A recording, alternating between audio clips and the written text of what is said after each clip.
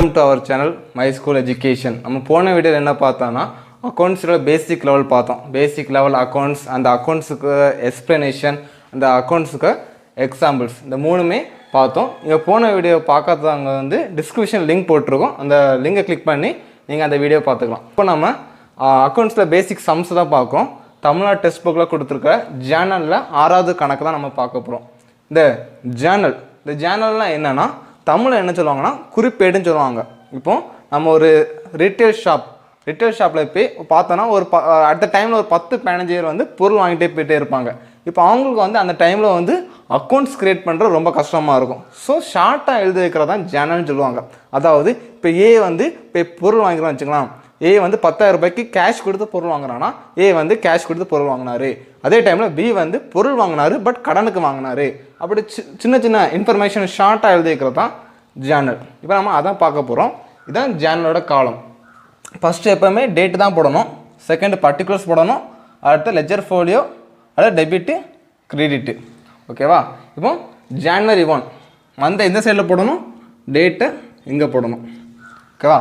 இப்போ பாருங்கள் ஜனவரி 1 என்ன சொல்லுவாங்கன்னா கமெண்ட்ஸ் பிஸ்னஸ் வித் கேஷ் ₹80,000.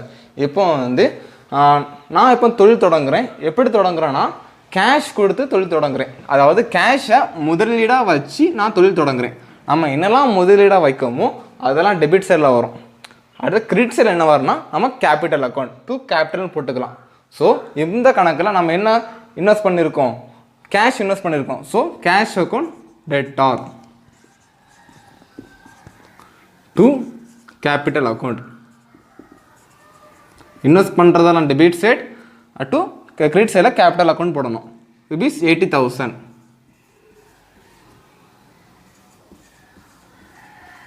இப்போ ஜனவரி 2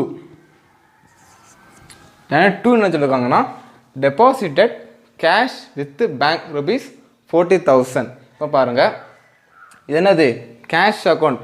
debit what comes in and credit was goes out. என்ன வருதோ அது டெபிட்டு, நம்ம கையிலேருந்து என்ன போகுதோ அது கிரெடிட்டு. இப்போ பாருங்கள் டெபாசிட்டட் கேஷ் வித் பேங்க். இப்போ நான் ஒரு பேங்க்கில் போய் 40,000 டெபாசிட் பண்ணுறேன். இப்போ அந்த 40,000 எங்கே போய் சேருது, பேங்க்கில் போய் சேருது. அடுத்த டைமில் அதே டைமில் என்கிட்ட இருந்து என்ன போகுது, கேஷ் போகுது. 40,000 எங்கே போய் சேருது, பேங்க்கில் போய் சேருது. எங்கே போய் சேருதோ அது debit side, bank account debtor. அடுத்த டைமில் நம்மகிட்ட என்ன போகுது, கேஷ் போகுது, அது credit side, cash account. Amount வந்து 40,000. Okay, date 3 January 3. Purchased goods by paying cash ₹5,000. இப்போ பாருங்கள் ஒரு கடையில் போய் நம்ம பொருள் வாங்கிக்கலாம். மொத்தம் 2 விதமாக பர்ச்சேஸ் பண்ணிக்கலாம். ஒன்று பணம் கொடுத்தும் பர்ச்சேஸ் பண்ணிக்கலாம், இல்லைன்னா கடனாகவும் பர்ச்சேஸ் பண்ணிக்கலாம். இந்த ஜனவரி 3ல் அவன் பணம் கொடுத்து பர்ச்சேஸ் பண்ணிக்கலாம். இதுக்கு பாருங்கள் கேஷ் வந்துட்டாலும் உங்களுக்கு தெரியும் ரியல் அக்கௌண்ட் தான். அவன் debit what comes in and credit what goes out. நம்மக்கிட்ட என்ன வருதோ அது டெபிட்டு, நம்ம கையிலேருந்து என்ன போகுதோ அது கிரெடிட்டு. இப்போ நான் போய் கடையில் போய் பொருள் வாங்குகிறேன், பணம் கொடுத்து பொருள் வாங்குகிறேன். அப்போ நான் பணம் கொடுத்து பொருள் வாங்கும்போது எனக்கு என்ன கிடைக்கும், நான் பர்ச்சேஸ் பண்ண குட்ஸ் கிடைக்கும். அதே டைமில் என்கிட்ட என்ன போகும், பணம் போயிடும், கேஷ் போயிடும். ஸோ நம்மக்கிட்ட என்ன கிடைக்குது, பர்ச்சேஸ் பண்ண குட்ஸ் கிடைக்குது. அதனால் purchases account debtor to cash account. Amount வந்து 5,000.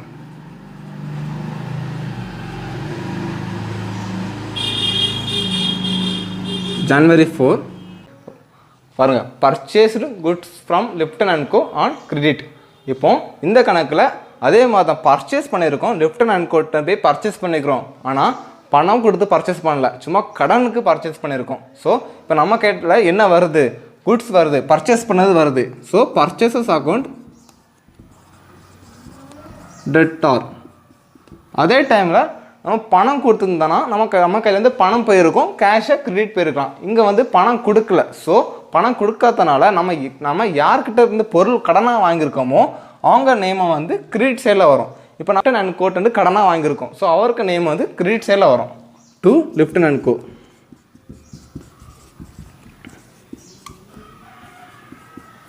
அமௌண்ட் எவ்வளோனா 10,000.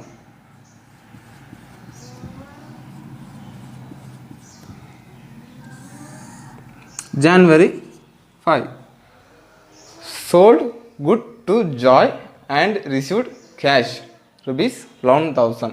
இப்போ ஜாய் வந்து ஒரு ஆள் நம்மக்கிட்ட இருந்து பர்ச்சேஸ் பண்ணியிருக்காங்க. நம்ம வந்து ஜாய்க்கு சேல்ஸ் பண்ணியிருக்கோம். எவ்வளோ ரூபாய்க்கு? 11,000 சேல்ஸ் பண்ணியிருக்கோம். இப்போ ஒரு ஆள் வந்து நம்ம கடையில் போய் பொருள் வாங்குறான்னு வச்சுக்கோங்களேன், நமக்கு என்ன கிடைக்கும்? பணம் கிடைக்கும். அதே டைமில் நமக்கு என்ன கையிலேருந்து பொருள் போகும். ஓகேவா? அப்போது நம்ம கையில் கிடைக்கிறது வந்து டெபிட்டு, நம்மக்கிட்ட இருந்து போகிறது வந்து கிரெடிட்டு. இப்போ நம்ம கையில் என்ன கிடைக்கும்? கேஷ் கிடைக்கும். Cash account debtor. அதே டைமில் நம்மகிட்ட வந்து சேல்ஸ் போகுது டு சேல்ஸ் அக்கௌண்ட். அமௌண்ட் வந்து 11,000.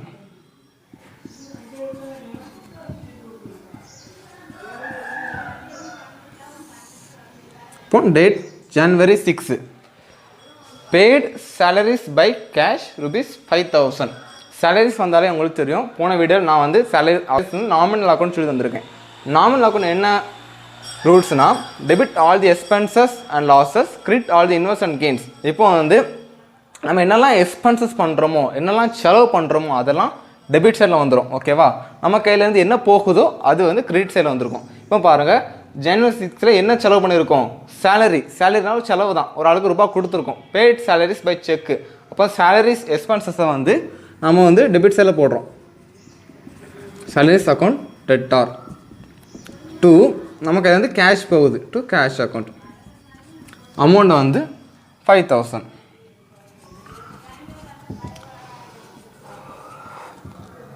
இப்போ வந்து January 7, Lipton & Co by check for the purchases made on 4th January. இதாவது என்ன சொல்லியிருக்காங்கன்னா, நம்ம லிப்டன் & கோவுக்கு செக் கொடுக்குறோம். அது எதுக்கு? பர்ச்சேசஸ் வந்து 4ஆம் தேதி நடந்ததுக்கு காசு கொடுக்குறோம். 4th January என்ன பண்ணிருக்கு? Purchase goods from Lipton & co on credit. அதாவது நம்ம லிப்டன் & கோட்டேண்டு கடனுக்கு பொருள் வாங்கியிருக்கோம். அந்த ரூபாவை 7ஆம் தேதி வந்து கொடுத்துருக்கோம். பட் இதை எப்படி கொடுத்துருக்காங்கன்னா, கேஷாக கொடுக்காம செக்காக கொடுத்துருக்காங்க. ஸோ இப்போ என்ன பார்க்குறோன்னா, இப்போ பாருங்கள், யார்கிட்ட இந்த பொருள் போய் சேருதோ அது டெபிட் சைட். இப்போ paid Lipton & go by cheque.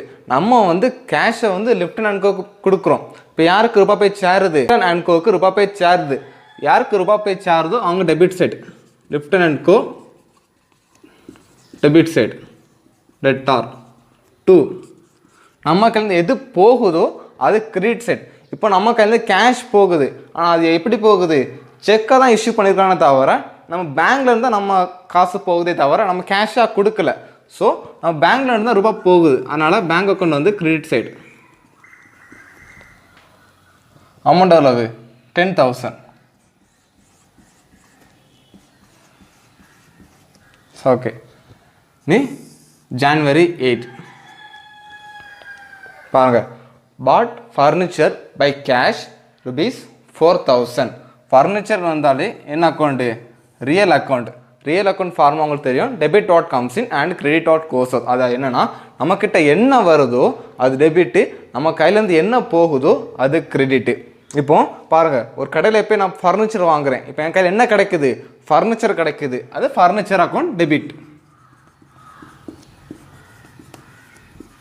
Debtor. அதே டைமில் நம்ம கையிலேருந்து என்ன போகுது? கேஷ் போகுது. அது கிரெடிட். அமௌண்ட் என்னன்னா 4,000.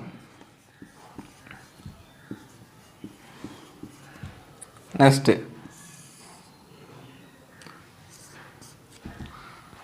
January 9 பாருங்க, paid electricity charges by cash. இது நாமினல் அக்கௌண்ட் தான். ஓகேவா? நம்ம என்னெல்லாம் எக்ஸ்பென்சஸ் பண்ணுறோமோ, என்னெல்லாம் செலவு இருக்கோ அதெல்லாம் டெபிட் சைடு. அதுக்கு நம்ம கையிலேருந்து என்ன போகுதோ அது கிரெடிட் சைடு. இப்போ என்னது? Paid electricity charges. அது ஒரு நமக்கு செலவு தான். டெய்லி நம்ம ஒவ்வொரு மாதம் நம்ம கரண்ட் பில் கட்டுறது செலவு தான். ஸோ எலக்ட்ரிசிட்டி சார்ஜஸ் வந்து டெபிட் சைடு.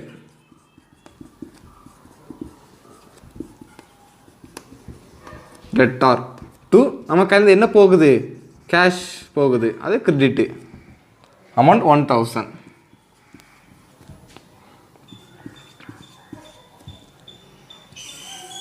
ஓகே. நீ date 10 bank paid insurance premium as per standing instructions.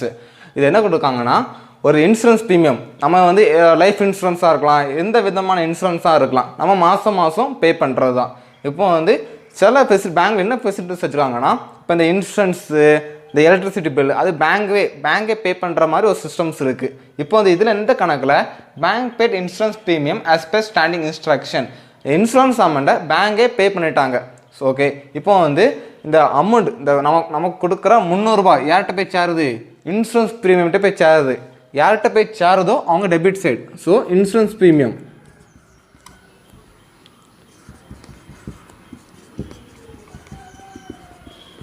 Account debtor to கையில் வந்து கேஷ் போகுது.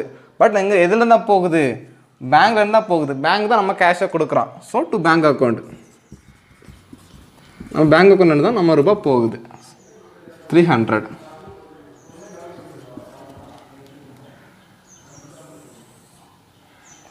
உங்களுக்கு எதாவது டவுட்னா நீங்கள் கமெண்ட் செக்ஷனில் நீங்கள் உங்கள் டவுட்டை கிளாரிஃபை பண்ணிக்கலாம்.